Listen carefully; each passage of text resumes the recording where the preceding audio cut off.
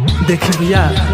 एगो गरीब लाचार भक्त बाबा से अर्जी लगावत या कहत कि ये बाबा आखिर हमने से कौन ऐसा गलती हो गई कि आज रउआ ई दिन देखावत तनी हाई बात से पूरा नेपाल बिहार जुझत ये बाबा तनी अपना भक्त पर दया करी हे भोलेनाथ। काहे नेपाल बिहार में बाबा बोली बाहरी शैतान बरसता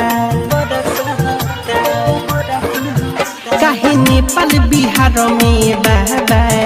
बोली बाहरी शैतान बरसता दहता घरावा दुआर सबके दहता घरावा दुआर सबके खाना बिना लोग तरसता काहे नेपाल बिहार में बाबा बोली बाहरी शैतान बरसता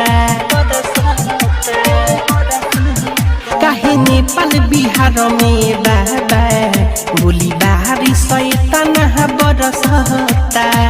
दहता घरावा दुआर सबके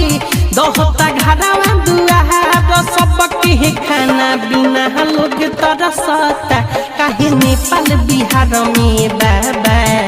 बोली बाहरी शैतान बरसता। डीजे शिव नारायण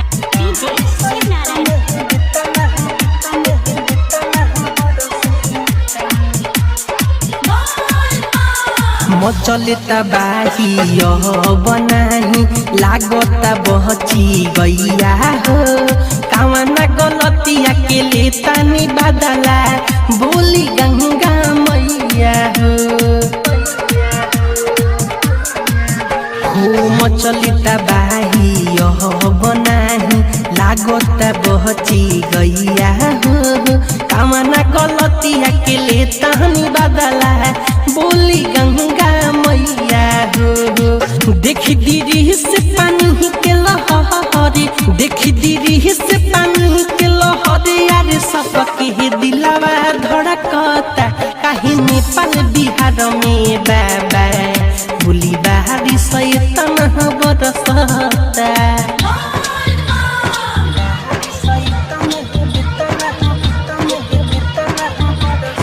डीजे शिव नारायण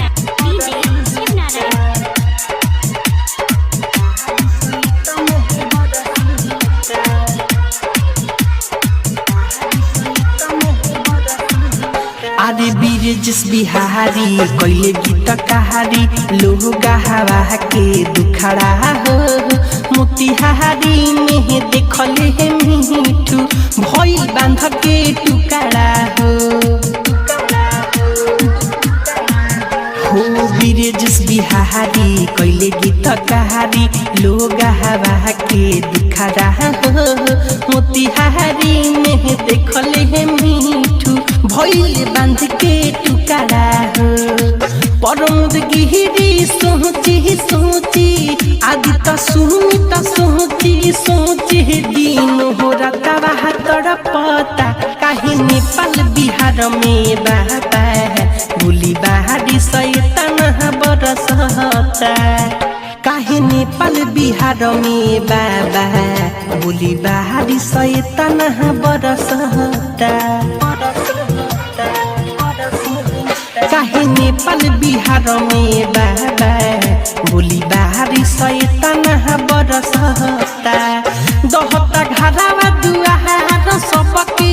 दहता घरावा दुआर सबके खाना बिना लोग तरसता काहे नेपाल बिहार में बाबा